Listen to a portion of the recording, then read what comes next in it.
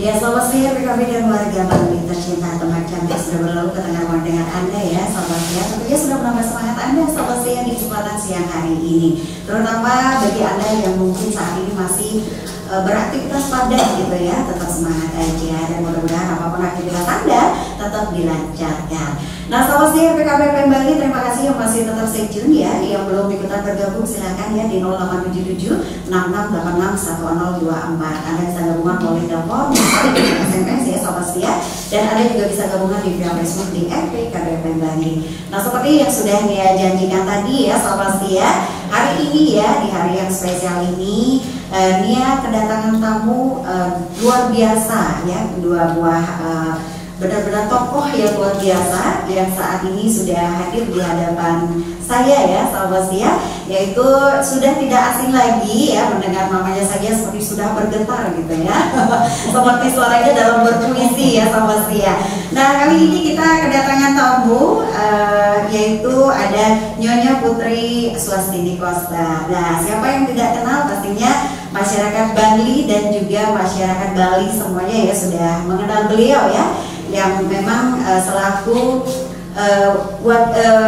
Ibu Gubernur Bali ya, dari Ibu Koster ya, yang sudah 2 periode ya, hampir baru 1 periode ya, nantinya yang akan mengisi interaktif kita di kesempatan siang hari ini. Dan ada satu tokoh lagi yang sudah hadir juga di studio ya, ada Bapak Agus Asape yang sudah tidak asing juga ya, baik suara maupun wajahnya di TV maupun radio. Baiklah, selamat siang sahabat setia, dan langsung aja kita akan berkenalan langsung dengan narasumber kita ya, karena orang tidak kenal maka tidak sayang. Nah, mendengar suaranya langsung dari Ibu Putri Swastini Koster pastinya wow, terasa bergetar juga nih sahabat setia. Dan langsung aja kita dengarkan dulu ya suara cantiknya dari Ibu Putri Swastini Koster ya, akan berkenalan langsung dengan sahabat setia yang ada di rumah. Selamat siang Ibu. Selamat siang Mbak Nia. Saya panggilnya Bunda aja deh, yang lebih akrab kayaknya Bunda. Oke Bunda. Lebih dekat ya. Oke. Nah Bunda, kayaknya ini masyarakat Bali khususnya ya sudah tidak sabar nih pengen dengar langsung suaranya Bunda yang begitu merdu gitu ya. Tidak hanya di TV. Ini serak-serak bahasa ini. Oke Bunda, silakan perkenalan dulu Bunda dengan pendengar. Om Swastiastu, selamat siang semeton RPKB dan juga semeton Bali.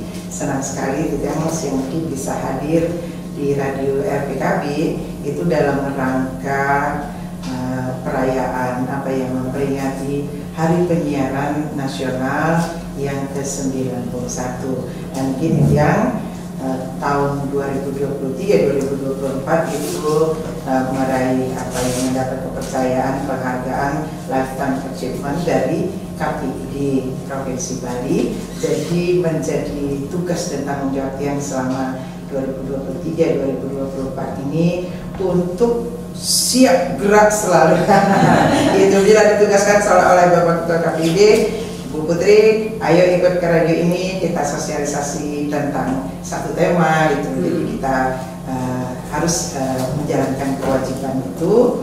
Di samping memang Ibu dari dulu nih Mbak Nia, itu dari remaja ya, dari remaja itu memanfaatkan lembaga penyiaran radio dan televisi untuk Ibu kalau remaja dulu untuk mengasah di menempa diri.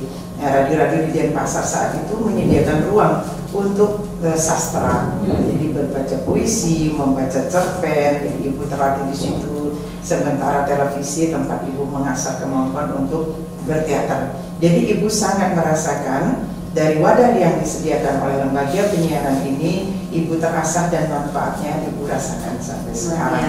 Karenanya sekarang Ibu hadir ingin memberi dan menyemangati lagi insan-insan penyiaran di tengah digitalisasi yang begitu signifikan, drastis sekali penggunaannya. Jadi kita merasa harus ada sesuatu yang dilakukan untuk dapat kita sejajar dengan pemirsa atau penonton ataupun penikmat dari media-media sosial di era digital, jadi online itu. Nah, masihkah nantinya radio akan dapat tetap merangkul pencintanya begitu? Tentunya itu akan mulai dari kita. Nah, momen perayaan Hari Penyiaran Nasional ini kita pakai untuk berbenah. Jadi setiap tahun sebelumnya kita evaluasi dan kita perbaiki tahun ini. Tahun ini pun ada evaluasi untuk tahun kedepannya, sehingga tema dari ini tumbuh kuat dengan harmoni itu benar-benar dapat terwujud nanti, dan radio-radio kita kembali dinikmati oleh para pecintanya, tentunya dengan segmen-segmen program dengan konten-konten yang harus diperbaharui yang disesuaikan dengan selera dari terutamanya kita Z generation, itu generasi apa juga gitu kan.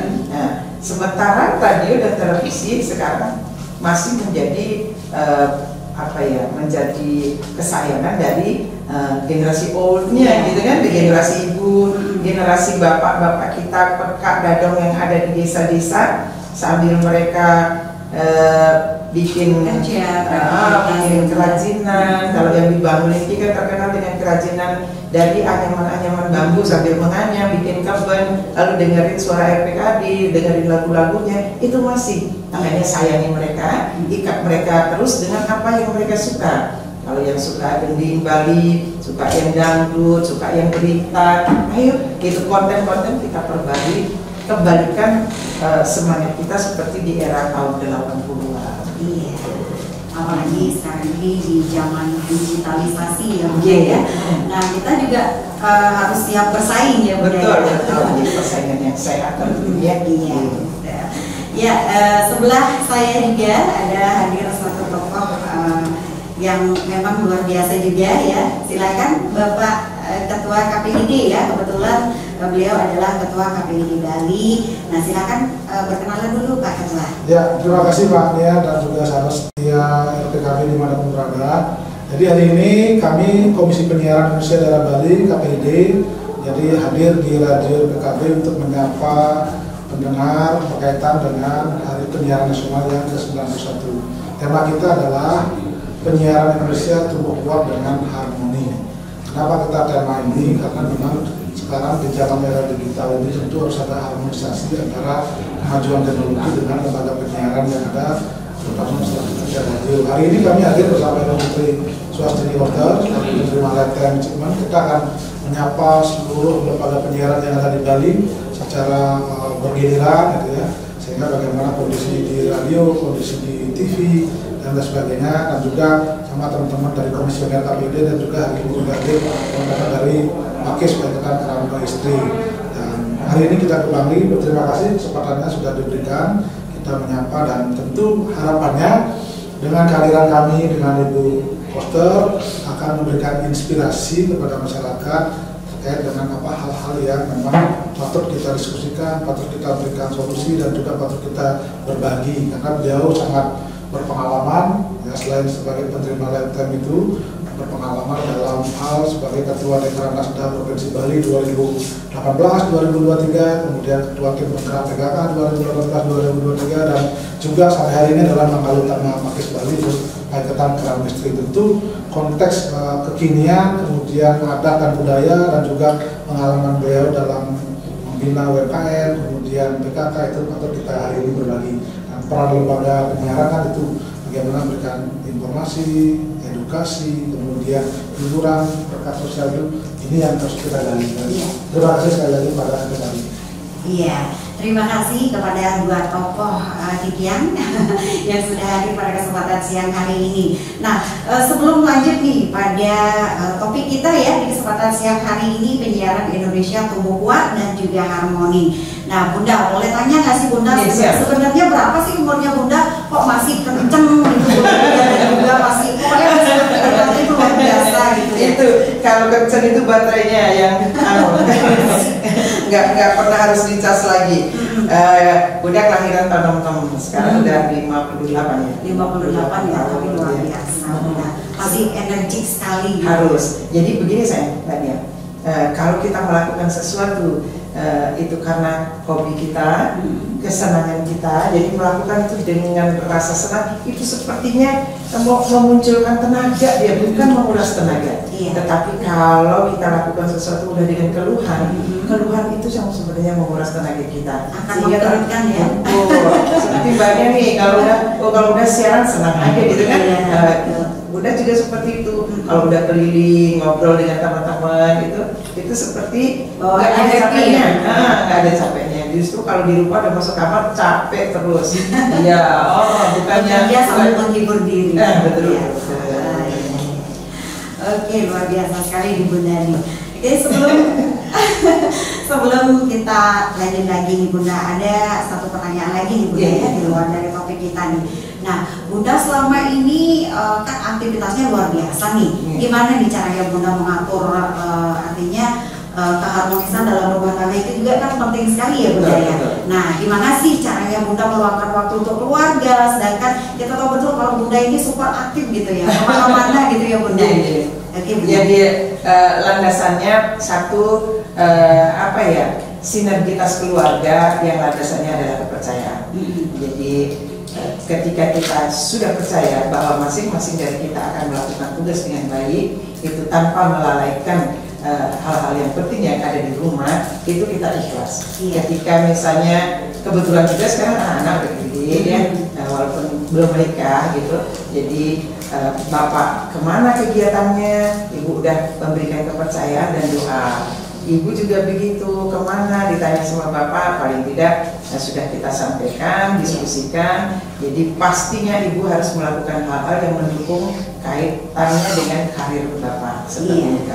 Nah, jadi udah nggak ada masalah. Jadi kita bisa melakukannya dengan tenang. Jadi ketika ada pengekangan, ketidakpercayaan, itu yang keluar nih mbaknya, baru ditanya, baru dandan dikit, mau kemana sih? Gitu kan, ya cantik-cantik dong, nanti dilihat orang, ya karena kalau kita bertua-tua nih, urusannya adalah fokus pada pekerjaan. Yang penting keterbukaan dan saling percaya ya Bunda. Luar biasa sekali Bunda, menginspirasi sekali nih. Oke, nah sekarang saya mau ke Pak Agus Asal dulu. Nah kita langsung ke topik aja ya Pak Agus ya. Oke Pak Ketua. Nah bagaimana sih menurut Pak Ketua ini kondisi penyiaran di Bali saat ini Pak Ketua, selaku Ketua KPID Bali nih, menurut Bapak gimana Pak Ketua? Ya, kondisi penyiaran kita sehat-sehat saja. Biar bilang juga tidak sehat-sehat, tergantung dari sudut penilai. Yang jelas hari ini lembaga penyiaran yang ada di Bali ada 66 radio. Kemudian ada 30 TV digital yang kita awasi, sehingga kondisinya memang tidak semua dalam kondisi baik. Artinya baik secara ekonomi, secara konten maupun secara infrastruktur ya. Namun demikian tentu lembaga penyiaran TV dan radio ini akan tetap masih menjadi lembaga yang sangat dicari oleh masyarakat, terutama dalam hal untuk melakukan verifikasi terhadap informasi hoax di media-media sosial yang selama ini banyak ada di online. Ketika misalnya orang mendapatkan informasi dijejali dengan informasi di media online, tentu dia tidak begitu yakin dengan kebenaran itu ketika memang belum mendapatkan informasi di TV dan radio. Nah, seperti radio RPKB ini, kalau misalnya menyampaikan informasi tentu pasti harus disaring dulu kan, kemudian sebelum di-sharing, kemudian kalau misalnya nanti ada salah, tanggung jawabnya tentu luar biasa, karena ini kan menggunakan izin preferensi negara yang diberikan melalui IPP, ISR itu. Nah kalau misalnya ada masalah, tentu itu akan dicabut izin itu, sehingga tidak lagi bisa mengudara. Ini pedoman-pedoman ini yang dipegang, dan luar biasa ini radio dan TV tentu kita pastikan tidak akan ada informasi hoax atau informasi bohong ya.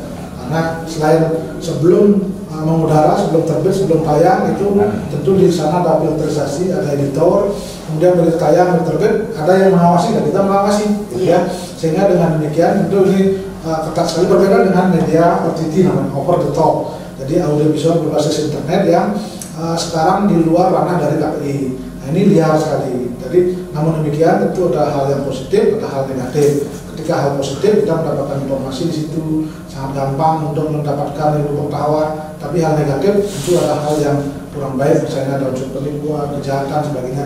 Tapi itu tanggung jawabnya kepada anak kita. Jadi kondisi lembaga penyiaran di Bali khususnya ya memang sedang menghadapi tantangan. Persaingan cukup ketat, terutama di era digital. Ya dulu iklan, misalnya iklan ya, iklan orang kan datang ke radio, datang ke TV. Sekarang lembaga penyiaran yang harus menjemput itu. Ya, karena kadang mereka masyarakat sudah bisa beriklan sendiri, mengendorse sendiri di medianya sendiri online, sehingga tidak perlu dianggap ada lembaga penyiaran. Tapi sekali lagi kekuatan lembaga penyiaran itu adalah sebagai lembaga verifikator itu. Ya. Jadi itu betul-betul kalau misalnya kita ada informasi di Bangli tidak yakin, misalnya di Bangli dan tidak ada di Kintamani, kalau di radio, di TV atau di koran belum ada, rasanya belum. Itulah yang harus dipegang oleh lembaga penyiaran. Iya, terima kasih Pak Ketua. Nah, ini untuk Bunda nih, selaku seniman juga yang tentunya akan dibayang-bayangi juga nih oleh penyiaran, kemudian juga oleh televisi dan juga radio. Nah, menurut Bunda, bagaimana kondisi dunia penyiaran saat ini? Apakah sama nih pendapatnya sama Pak Agus atau bagaimana, Bunda? Semangatnya mesti disuntik lagi, karena tantangan saya, tantangan digital kan.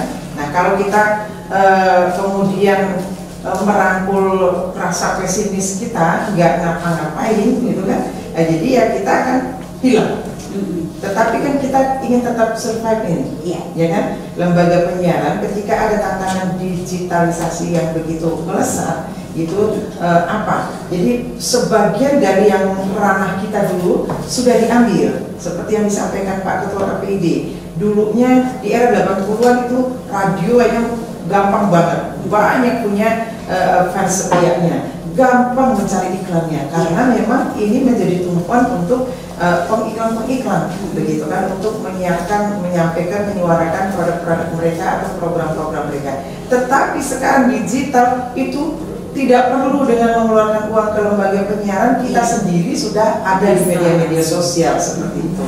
Nah, lalu tantangannya bagi kita, tetapkah kita harus berharap dari itu? Itu kalau tetap ingin, bagaimana caranya supaya pendukung-pendukung besar kita yang memberikan bantuan finansial dalam bentuk iklan itu bisa datang lagi, atau ada cara lain, itu kita tetap hidup tanpa harus mengandalkan iklan, kayak gitu misalnya. Nah, ini harus dipikirkan setiap tahun, setiap menjelang peringatan Hari Penyiaran Nasional. Nanti misalnya, nanti yang ke-92, ketika 92 sebelumnya sudah adakan FGD nih, itu bahwa bagaimana cara mendapatkan bantuan finansial, itu modal untuk mengembangkan konten-konten radio televisi agar itu menjadi yang ditoleh, menjadi magnet kembali untuk pencipta-penciptanya kembali, gitu kan? Nah, gitu. Nanti tahun tahun depan yang ke-92 udah bisa. Begitu perayaan yang ke-92, nih radio akan berbenah seperti ini. Nah, jalankan ke depannya, lalu evaluasi lagi. Sebagai seniman, banyak hal sesungguhnya yang bisa ditampilkan untuk menjadi konten dari daya tarik dari lembaga penyiaran tersebut. Salah satunya misalnya ada radio yang punya trademarknya, dia adalah punya siaran seni tradisi, arjer misalnya. Karena penggemar radio itu memang di desa-desa, itu dulu arjer setiap jam 12, bahkan mereka masih nanam-nanam padi, radionya digendong, sebenarnya orang mewira mengengkal gitu kan, dengan judul-judul cerita yang dari cerita-cerita rakyat itu luar biasa, bahkan sampai sekarang masih melengkap. Iya begitu. Nah, kemudian kalau ada yang segmen ininya adalah untuk UMKM misalnya, ayo undang seperti RPKB di sini.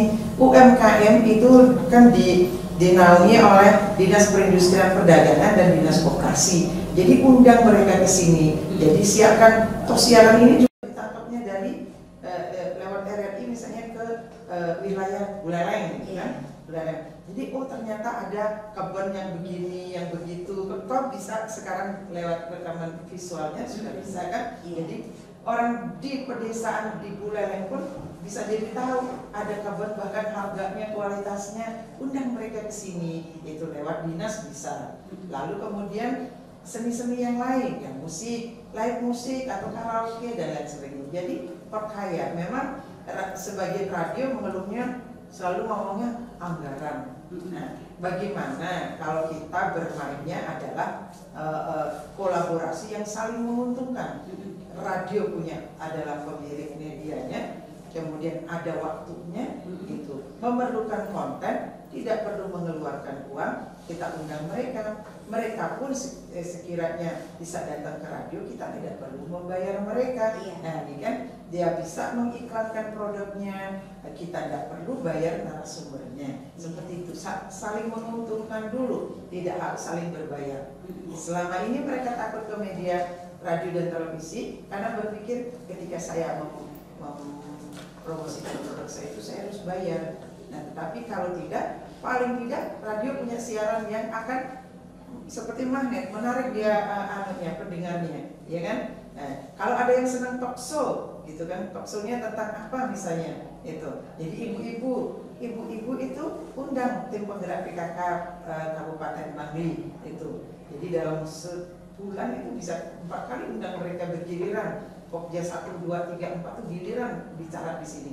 Di samping memberi ruang untuk ibu-ibu kita belajar menyampaikan tugas-tugasnya, jadi juga mensosialisasikan 10 program pokok PKK itu bisa disosialisasikan. Apa yang dilakukan oleh Bangli ketika harus misalnya menekan angka stunting, kemudian misalnya ini lagi viral rabies, gitu kan? Rabies yuk, itu undang dinas kesehatan, undang dinas pertanian, peternakan yang seperti ini kan. Jadi kita punya kontennya, mereka nggak perlu bayar ke kita nggak perlu bayar narasumber, kan begitu, itu saling menguntungkan. Jangan kalau Bali bilang jangan menjadang gitu, bahwa orang ngomong di radio dia harus bayar ke radio, padahal radio perlu konten, perlu mengisi acara. Jadi seorang narasumber juga ketika ngomong di radio jangan berharap honor, itu kan paling tidak dia bisa sosialisasikan sudah ilmu yang dimiliki, pengetahuan yang dimiliki. Nah, bagi seniman juga seperti itu. Gitu. Misalnya punya satu lagu nih, gitu. Pak Ketua KPID kan penyanyi, beliau punya satu lagu misalnya, yuk putar aja terus. Nah, biasanya kan kalau yang sudah profesional, kalau kita putar lagunya bayar royalti kan. Nah, kalau kita di wilayah daerah Bali untuk mempopulerkan lagu daerah, mumpung ada lagu baru, ya udah putar. Bani yang nggak usah keluarin duit untuk putar itu, kami juga nggak dapat duit karena sudah diputar. Nah, gitu kan? Iya, sama-sama menguntungkan gitu. Dan tidak semua harus dapat selesai dengan uang, enggak. Asal bisa kerjasama saja, gitu. Misalnya nih, kalau Pak Ketua KPID kalau menjadi narasumber biasanya kan honor beliau sampai 10 juta. Nggak perlu, sekarang dia gratis nih, gitu kan? Gitu. Jadi radio nggak perlu bayar beliau, gitu kan? Nah, itu. Jadi itu keren. Nah, di era seperti sekarang ini tantangannya, karena radio harus punya konten yang hebat yang bisa menarik pendengarnya. Karena banyak sekali ibu ke radio-radio ini katanya ada yang memang nggak semangat, nggak punya tim kreatif juga, bahkan radionya ditongkrongin sendiri dan itu muter lagu aja 1 kali 24 jam. Nah kan nggak menarik kan? Nah jadi RPKB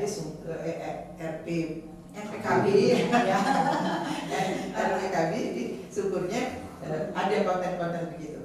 Dan karena ini milik pemerintah Kabupaten Bali itu undang dinas-dinas itu lebih sering sehingga mereka tahu itu. Jadi dalam 1 kali 12 jam ya ini berapa segmen yang bisa diajak itu dinas-dinasnya. Jadi masing-masing ada pergub, ada apalagi ada apa namanya yang kalau gitu kan pergub perdaya itu kalau ada yang baru sosialisasikan terus. Di sini kita lihat hambatannya adalah ketika pemerintah bikin aturan tidak disosialisasikan dengan benar-benar, masyarakat menangkapnya hanya setengah-setengah, di situ akan terjadi satu pelanggaran terhadap aturan-aturan, dua tidak terlaksananya dengan maksimal, sehingga nanti tujuan pemerintah nggak tercapai. Karena belum terserap dengan baik. Iya, ini udah punya corongnya, ayo. Jadi orang akan mendengar ini ada viral misalnya. Biasa masyarakat kan bisa aja bikin opini kan. Pemerintah Kabupaten Bangli ini begini, ada yang begini, ada yang begitu. Nah, nanti kalau udah dengar yang viral di luar, dengan cepat radio kita mengajak kadisnya menjelaskan yang benar tuh begini. Akhirnya masyarakat tidak terombang-ambing, benar enggak gitu. Kalau yang tidak kuat mentalnya menerima begitu saja, langsung negatif pikirannya, bahkan bisa membuli, memaki. Padahal memaki pemerintah itu nggak boleh, nggak boleh sama sekali. Karena apa? Itu ajaran catur guru, gitu kan? Memaki orang tua, memaki guru pengajian, guru ISES, guru swadaya, apalagi itu itulah hidup kita. Nah, kan itu jangan pernah kalau ingin menyampaikan, sampaikan dengan baik-baik, kan begitu. Ada caranya. Nah sekarang ketika dunia terasa begitu bebasnya lewat digital, dia merasa bebas saja bicara apa saja, padahal tidak begitu. Ada undang-undangnya juga. Nah, itu akan menimbulkan ketidaknyamanan di masyarakat. Nah, siapa yang memberi kenyamanan? Ini lembaga-lembaga penyiaran televisi, radio, begitu. Nah, radio di Bangli ini juga memberi kenyamanan ketika masyarakat terusik dengan hoax. Radio menjelaskan dengan cepat diharmoniskan ini pikiran masyarakat. Iya, pastinya akan ramai semuanya. Ya. Gitu. Oke Bunda. Dan ini lagi sedikit Bunda nih. Nah di era digitalisasi ini ya Bunda ya, apa yang harus menurut Bunda apa yang harus dilakukan masyarakat nih dalam membijaksanai era digitalisasi ini Bunda? Nah, melihat kemajuan digitalisasi yang luar biasa ini Bunda. Nah, masyarakat harus bijaksana dengan cara seperti apa aja sih Bunda? Jadi memang sering kita salah timingnya. Keburu digital menerpa kita, teknologi keburu menerpa kita, kemudian kita pakai semaksimal yang kita pikir bisa dipakai, kemudian pemerintah juga terlambat untuk mengantisipasi dengan aturan-aturan. Biasanya begitu, setelah kejadian baru, bukan ketika ada sesuatu yang baru, kelemahannya apa nih, udah dijaga dulu, enggak gitu kan. Jadi seperti kemarin, satu contoh saja Mbak Nia, dulu kalau orang berjualan, dia sewa toko, dia bayar pajak dan lain sebagainya kan. Nah sekarang kita diam-diam lewat FB kita udah jualan, jadi nggak terekam itu penjualannya berapa, kemudian kena pajaknya seperti apa, dan tidak perlu bikin sewa toko, tidak perlu bikin usaha dengan nomor induk berusaha dan lain sebagainya kan gitu. Tapi akhirnya sudah diantisipasi. Nah di situ sama-sama belajar. Tapi yang duluan harus belajar adalah para pemegang kebijakan, yaitu bapak-bapak, ibu pejabat kita, pemerintah kita. Ini loh ada begini, nanti dampak negatifnya itu sampaikan dulu. Orang kan seringnya dampak positifnya yang digembar-gemborkan, yang di blow up sedemikian rupa tanpa memikirkan dampak negatifnya. Semacam Facebook nggak salah. Tetapi orang memanfaatkan Facebook itu untuk penipuan, bahkan terjadi perdagangan orang, kemudian pemerkosaan, KDRT dan lain sebagainya. Itu gara-gara dia salah memanfaatkan Facebook seperti itu. Padahal Facebook kan nggak salah. Tetapi kalau sekarang masyarakat dengan cepat dicerdaskan, untungnya misalnya ini ada modus penipuan. Jadi mereka memakai misalnya akunnya Mbak Nia nih, itu kan fotonya Mbak Nia, tapi seolah-olah itu akunnya Mbak Nia, lalu ngechat, Bunda tolong bantu saya dong, yang perlu begini gitu kan. Nah kalau kita polos hatinya, tidak tahu bahwa itu penipuan, tidak pernah mendengar juga dari media sosial bahwa itu modus, itu masih akan kena kita. Tetapi kalau sekarang sudah, makanya sering membacanya itu bukan pada yang viral gitu kan, tetapi ada apa nih, masalah-masalah apa yang ditimbulkan oleh media sosial ini. Itu sering perlu juga kita berselancar di situ supaya kita tahu bahwa itu mereka sedang ditipu. Begitu. Misalnya ada yang menawarkan, ini pemerintah lagi apa namanya jual mobil murah nih gitu kan, itu mau nggak, tetapi kirim dulu duit sekian, duit udah dikirim mobil nggak ada gitu. Itu jadi jangan cepat percaya. Orang kita transaksi langsung face to face aja bisa ada penipuan, apalagi ini orang yang tidak kita lihat, tidak kita kenal di dunia maya ya. Jangan ujung-ujung juga nekat, disuruh nekat ini. Nah sekarang ini jempol kita ini jangan asal pilih. Sekarang kan ada lagi surat undangan nikah misalnya, ternyata itu ya jadi itu sering dengerin. Nah jadi masyarakat tercerdaskan oleh semangat dirinya sendiri untuk mencari tahu, dengarkan itu. Jadi karena sering juga ajang digital ini dipakai untuk bodoh-bodohin kita. Jadi yang penting jangan dirasa rusuh, jangan cepat percaya, itu intinya, pelajari dulu itu. Jadi makanya kalau ini mencari tahunya, ya sebenarnya kalau ada penipuan di sekitar itu, mencari tahu ilmunya di sekitar itu. Tetapi kalau itu berita-berita hoax, jadi bisa radio FPKP ini bisa mengimbangi dengan memberikan berita yang benarnya bagaimana gitu. Apalagi itu terkait pemerintah. Asal jangan asal udah nggak enak aja, biasanya netizen itu bikin opini sendiri. Jadi bisa menyudutkan, mendiskreditkan, membunuh karakter pejabatnya, kan sering seperti itu. Jadi jangan kita cuek, bukan urusan kita. Cepat antisipasi. Info yang benar itu begini. Ajak masyarakat itu untuk berdiskusi. Jadi interaktif lah kita. Lo katanya begini, tidak seperti itu. Jadi pejabatnya, pemerintahnya harus berani bercerita kebenarannya, sehingga masyarakat tidak hanya mendengar pembenaran-pembenaran. Iya, biasanya informasi setengah itu ya Bunda ya, yang betul. benar-benar seperti pisau belati gitu ya Bunda ya. Iya. Akan menusuk diri sendiri ya Bunda, apabila itu dengan setengah masuk ke telinga gitu ya. Oke Bunda, terima kasih Bunda. Nah sekarang ke Pak Ketua dulu nih. Nah Pak Ketua, bagaimana sih upaya-upaya Pak Ketua nih di zaman era digitalisasi ini, nah agar televisi, radio mampu bersaing nih Pak Ketua, agar tidak kalah ya dengan digitalisasi, karena ada hal-hal positif negatifnya juga dalam digitalisasi ini. Pak Ketua silahkan. Ya, kalau berkaitan dengan tantangan yang sudah dihadapi oleh lembaga penyiaran di era digital ini, tentu harus ada hal-hal yang harus dilakukan. Pertama adalah bagaimana meningkatkan konten dari lembaga penyiaran. Isi siarannya seperti apa? Tadi dikatakan oleh Ibu Putri Gorter, bagaimana menarik perhatian sehingga orang masih mendengar atau memirsa TV dan radio yang ada. Dengan cara apa?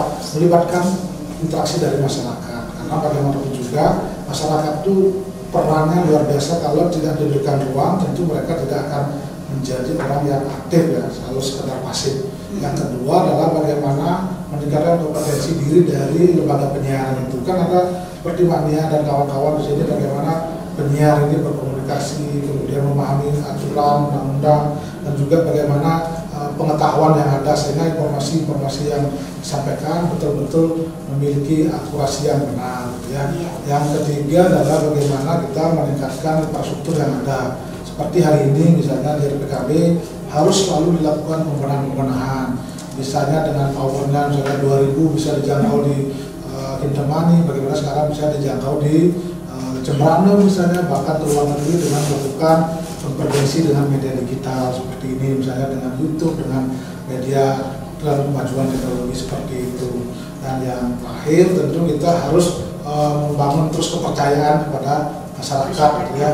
Karena kalau sekali media mainstream atau media konvensional ini melakukan kesalahan, orang akan percaya lagi gitu ya, sehingga orang akan lari ke media sosial. Padahal sesungguhnya kekuatan media lembaga penyiaran yang sifatnya mainstream ini dengan menggunakan izin negara, frekuensi publik, itu adalah sebagai lembaga verifikator ya, verifikasi terhadap informasi-informasi yang ada di luar. Itu sebenarnya kekuatan yang sangat luar biasa yang memang harus dipegang. Kita juga kadang-kadang berpikir, orang kan berpikir era digital, kemudian TV radio mungkin akan mati atau mungkin kurang digemari, tapi orang yang ingin mendirikan TV dan radio juga terus bertambah. Ya. Kita juga heran, kenapa orang bertambah gitu ya.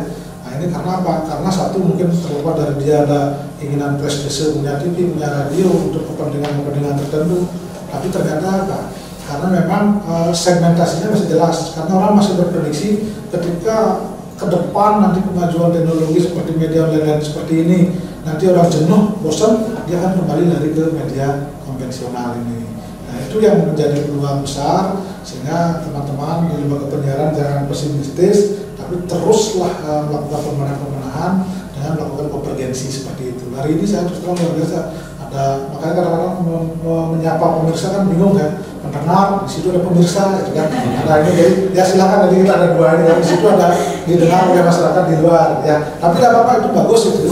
Sehingga kalau sudah biasa, jadi nanti kan makanya kita juga kalau interaksi di radio begini kan ketawa. Kalau dulu kan saya tahu suaranya cantik sekali, waktu ketemu orangnya, kan? Tapi kalau sekarang kan kelihatan cantik, dan kelihatan ya. Kalau ini namanya tonton yang Anda dengar. Nah, itu kan. Makanya sekarang sudah langsung, makanya kadang-kadang contoh ya, salah satu radio saya kemarin live di salah satu radio yang bertanya itu dari Bandung. Saya kaget juga dari Bandung, berarti kita bisa dapat apa. Bahkan ada juga dari salah satu radio sempat itu dari luar negeri, sehingga dia dari streaming itu. Jadi ini kemajuan teknologi harus dikonvergensi, dan RPKB punya peluang untuk itu, apalagi disupport oleh pemerintah seperti ini. Iya, terima kasih Pak Kakak. Nah, kita beralih ke Bunda lagi nih Bunda. Masih tetap semangat kan Bunda? Masih. Iya Bunda. Nah, Bunda nih selaku pemerhati UMKM, kemudian juga Bunda selaku seniman, gitu ya Bunda nih. Nah, Bunda, kalau menurut Bunda nih, seberapa besar sih manfaat digitalisasi ini terhadap dunia UMKM, seniman, ataupun kreator lainnya Bunda? Kalau menurut Bunda? Kalau yang digital itu mereka merasa lebih mudah dan bisa melakukannya sendiri. Tetapi harapan Bunda, kalau misalnya nih dia punya FB, dia punya ide, gitu kan, dia bisa lakukan sendiri, dia bertemannya di situ. Tetapi ada hal yang lebih bisa dilakukan, dan itu berbanyak bisa. Satu contohnya ketika radio, televisi itu membuka ruang-ruang untuk anak-anak kita yang punya talenta di bidang sastra. Jadi itu sastra itu bisa dia teaternya, bisa puisinya, bisa menulisnya. Jadi kalau itu dibuka ruangnya itu dan memperkaya konten juga, bukankah segmen anak muda dapat kita rangkul? Iya, kan? Jadi sekarang misalnya nih RPKB ini setiap hari apa nih, Sabtu sore gitu bisa buka ruang untuk baca puisi misalnya. Jadi anak-anak muda di sini sekali waktu adakan dia juga, tidak hanya on air dia, jadi adakan offline-nya juga, adakan lombanya gitu, berkesinambungan, sehingga di situ juga tujuannya adalah untuk mengedukasi, memberi ruang kepada generasi muda untuk mengasah talenta. Tidak sekarang kita rasakan, tetapi setelah dia dewasa nanti. Semisal ibu waktu SMP senang radio sampai siang nongkrongin, dapat nggak waktu untuk baca puisi? Kalau dapat aja, kalau nggak dapat aja udah syukur, karena udah bisa dengerin yang lain senior baca puisi. Syukur-syukur kalau dapat baca, kayaknya seperti apa ya, ketiban rezeki yang luar biasa, senengnya gitu kan. Nah, akhirnya apa? Itu bermanfaat ketika ibu berada di posisi ini. Jadi ibu bisa paham tentang sastra, bagaimana juga mengasuh anak-anak dengan bersastra seperti itu. Nah, lalu kalau UMKM juga begitu. Jadi searching aja sekarang, lihat saja survei ini radionya, ini UMKM apakah yang pantas, undang dia ke sini. Biarkan dia promosikan gratis produknya, gitu kan? Nanti semakin sering akan orang datang ke sini. Misalnya, ada UD ini bikin kebun gitu. Sekarang ada kebun terbaru. Terus sekarang ada videonya juga kan? Gitu. Jadi kebunnya bisa dilihat. Kemudian apa lagi ini yang khas dari Bangli? Kulinernya. Orang buka restoran itu juga bisa lewat radio. Walaupun sesungguhnya mereka sekarang lebih cepat udah lewat ini radio kayaknya tidak ditolak.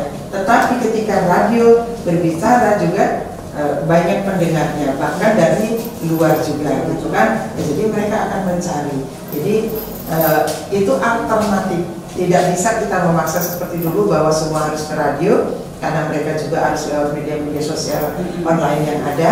Jadi silakan saja. Tetapi dengan mengemas sesuatu dengan baik, itu akan membuat mereka jadi tertarik. Misalnya yang pernah mempromosikan produknya di sini, sekali waktu itu akan diseleksi oleh Ketua Dikranasda Kabupaten Bangli misalnya, nanti akan diajak pameran. Kurasinya mulai dari radio ini. Mereka presentasikan apa produknya, gitu kan? Jangan asal yang jualan saja, tetapi produsennya, dan itu benarkah karya anak Bangli, gitu kan? Jadi itu mereka merasa diayomi, merasa diwadahi, dan ketika mereka menerima kemajuan dampak dari apa yang mereka lakukan di radio, mereka akan semakin cinta dengan radio. Nah, hanya lebih bangga ya. Betul. Jadi kalau hanya muter lagu aja, mungkin dia belum punya tim yang kuat, dan kemudian mereka juga mengeluhnya alasan permodalan. Tetapi itu kembali Ibu sampaikan, kan uang tidak menyelesaikan semuanya, gitu. Walaupun semuanya kita lakukan perlu uang, tapi ada caranya. Barter, ini punya uang untuk menyiapkan, ini punya produk untuk disiapkan. Itu kita saling isi aja, kan? Itu namanya apa? Kerjasama yang saling menguntungkan, tidak mencari untung. Nah, gitu kan? Kalau mencari untung, istilahnya pasti itu duit. Nah, kecer, gitu kan. Nah, tetapi kalau saling menguntungkan, ini dapat kontennya, dia dapat ruang publiknya, gitu. Iya. Sama-sama berkontribusi, sama-sama menguntungkan. Betul. Makanya sama-sama enjoy ya. Nanti undang dulu Ketua Dikranasda nih, gitu, untuk menyampaikan nih apa nih produk-produknya Ibu nih, gitu. Sekarang yang lagi tren di Bali apa nih? Itu mulai dari hasil olahan-olahannya sampai sandangnya, kemudian apa lagi yang menarik dari ini, bahkan tempat-tempat ini. Jadi undang juga nanti tuh. Sekarang di wilayah itu Bapak kita Mani itu banyak kafe, restoran yang sekarang bagus-bagus luar biasa. Itu bikin kesannya bagaimana. Lalu kemudian combine pendapatnya dengan masyarakat. Misalnya sekarang nih di Kintamani itu kan banyak berdiri restoran-restoran besar itu yang view-nya dalam tanda kutip menjual keindahan Gunung Batur. Nah, andai aja Gunung Batur bisa ngomong, Anda kan dapat untung dari saya dapat apa dong? Nah, gitu kan?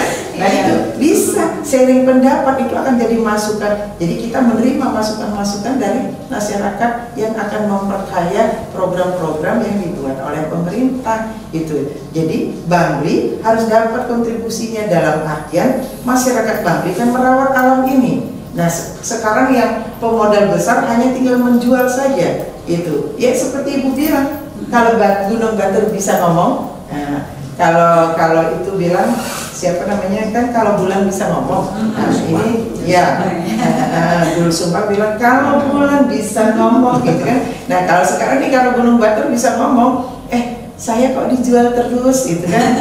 Berapa dong untuk saya? Nah, itu kan menjadi sumbernya PAD Kabupaten Bangli. Itu mulainya dari mana wacananya? Dari radio. Jadi hal-hal yang kreatif, inovatif dari perkembangan situasi itu bisa dimunculkan dari, karena radio tempat kita berbicara seperti ini, gitu kan. Jadi tidak tabu kita menyampaikan asal itu sesuatu usul yang memang kritik yang membangun, gitu. Ayo, siapa mau bayar sekarang? Itu Gunung Agung, Gunung Batur harus dapat. Seperti halnya Provinsi Bali. Kalau turis datang ke Bali, kan mereka belanja hotel, yang punya hotel dapat, belanja restoran, yang punya restoran dapat, sewa motor, yang ngerent-car dapat. Lalu alam Bali yang dia nikmati begitu sampai di Bali dia nyaman, pengen lagi ke Bali, yang dirawat oleh masyarakat Balinya dengan ritual dan spiritual yang begitu agung. Apa dong dapatnya? Makanya kan itu ada yang namanya kontribusinya itu. Setiap turis itu ya 150.000 itu, jangan itu dipakai dalih kemudian wah wartawan ininya kok wartawan wisatawannya pada lari ke negara lain. Enggak, bukan begitu. Gitu. Malah mereka senang, saya berkontribusi terhadap kelestarian Bali. Begitu itu PAD bagi pemerintah. Nah, Bangli juga mesti begitu. Apa yang dapat? Nah, mulai muncul ide-ide cerdas itu dari mana?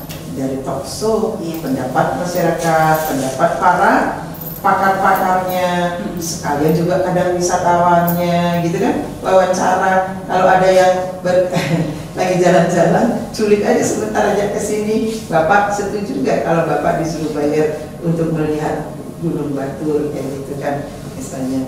Ya, milik restorannya begitu, kan dia menjual. Nah, kan menjual Gunung Batur jelas kan, gitu. Jadi apa yang didapat? Nah, ini kan karena radio itu di situ. Iya. Ya betul gitu ya, percaya.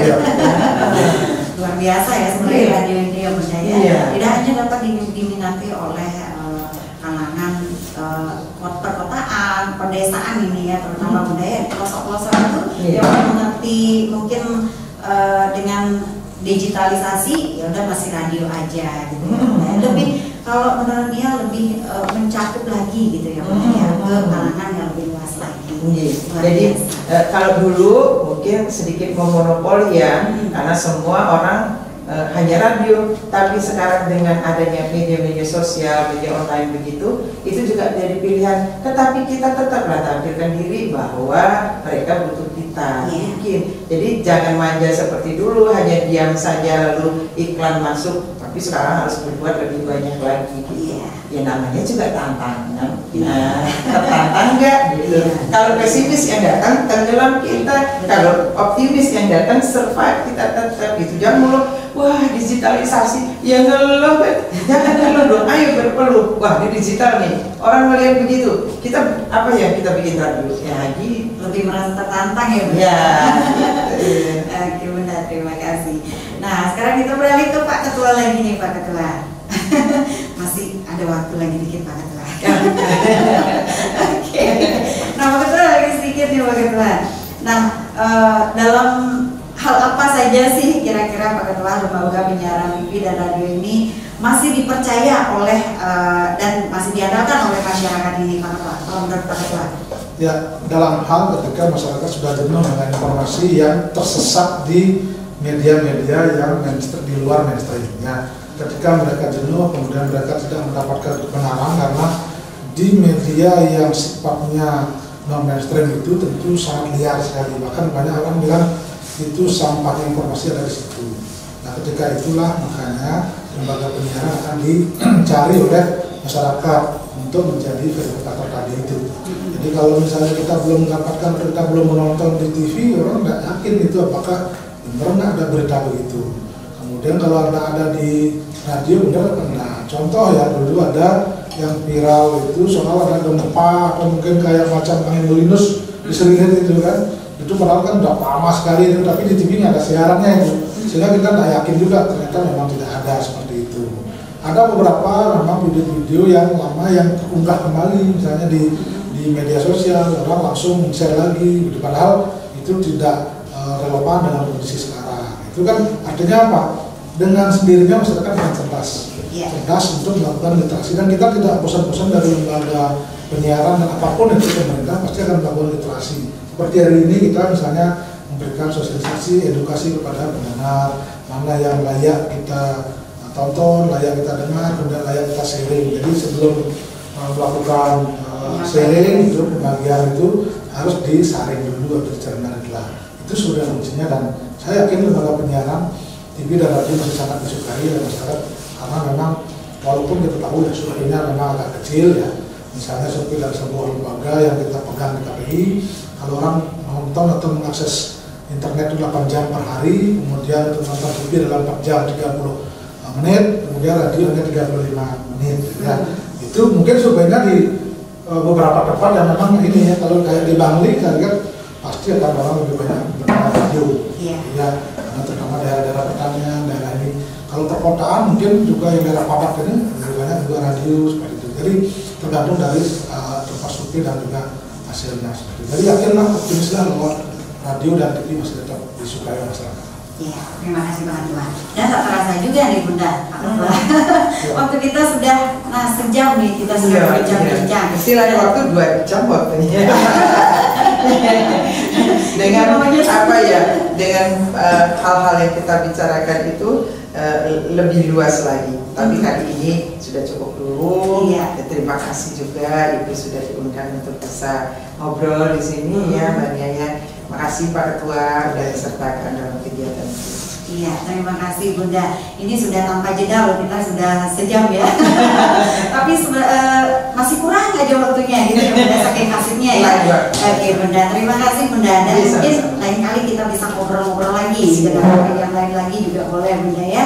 Oke Bunda, terima kasih sekali lagi, dan juga Pak Ketua KPID Bali yang sudah hadir pada kesempatan siang hari ini di studio RPKBP Bali. Baiklah sobat saya RPKB dan warga Bali tercinta, itulah bincang-bincang saya bersama dua tokoh yang luar biasa yang sudah hadir di studio, yaitu dengan Ibu Putri Swastini Koster yang sudah tidak asing lagi, dan juga bersama Bapak Agus Astabu juga yang tidak asing lagi wajahnya, terutama di TV-TV ya. Mudah-mudahan bincang-bincang kami bermanfaat untuk Anda semua, khususnya masyarakat Bangli dan juga masyarakat Bali pada umumnya. Baiklah sahabat setia RPKB dan warga Bangli tercinta, tetap stay tune di 102,4 RPKB FM Bali karena dia masih bersama Anda sampai di jam 2 siang nanti. Terima kasih.